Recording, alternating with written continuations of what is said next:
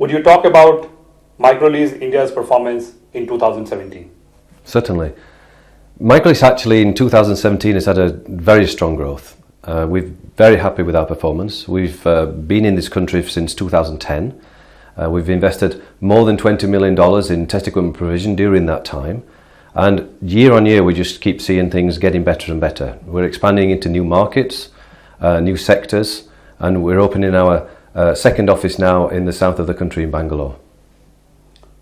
How do you look at the Indian market in 2018, keeping in view Internet of Things, manufacturing and 5G, which is opening a big opportunity in India?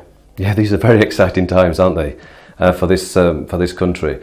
The ESDM sector itself is experiencing growth of around 20% year on year. It's expected to reach a value of around $200 billion in 2020, which is a fantastic market. And we see India as the country itself, the people working in the country, they're great innovators. And there's a wonderful future. In 2018, you are planning to launch a test lab service in India. What's the thought behind launch of test lab service? Okay, so we provide a range of equipment in a variety of ways. We provide new equipment, we provide used equipment, and we provide a rental service.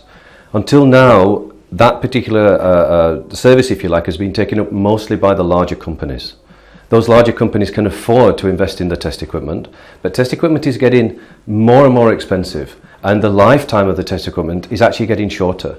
That makes it difficult for companies to invest the hundreds of thousands of dollars needed just to buy a single piece of equipment. So if we can bring a test lab to the market, if we can allow customers to come to our premises and use the equipment for a shorter period of time, we can save them an awful lot of money in terms of capital investment, which they can use that capital in other ways. How will test lab service benefit ESDM or technology startups in India? It'll actually benefit the startups more than any other sector. So the small and medium companies, the problems I mentioned before about investing in test equipment, it's a problem for all companies, whether they're large or small. But the smallest ones simply don't have the capital and don't have the access to the funds, if you like, to buy such equipment. And they possibly don't even have access to the funds to rent on a longer term basis. So they can come to our lab, they can have the facilities of a range of test equipment, they have the availability of technicians to show them how to use the equipment, they can come and visit us for a few hours, a few days, or even a few weeks in complete privacy without worrying about their intellectual property being seen by other people. So for those particular companies, it's really going to enable them to get to market when perhaps otherwise they wouldn't be able to at all. What's the USP of Microlease for test lab service? I think one of the global USPs we have is simply the size of our inventory. We have more than 100,000 instruments globally, and all of those equipments will be available to us for this particular test lab facility. The equipment is from a huge variety of original equipment manufacturers. It's equipment which covers a range of sectors, and it can be used in a variety of different ways. From an India-specific point of view, I think our USP really is our longevity here. We understand the market. We've got very skilled people. We've got dedicated people. We know how to use the equipment in the sort of most efficient way, if you like, and we can pass on that knowledge to the small and medium companies that we intend to benefit. What kind of products and services are you planning to offer to tech startups through test lab service?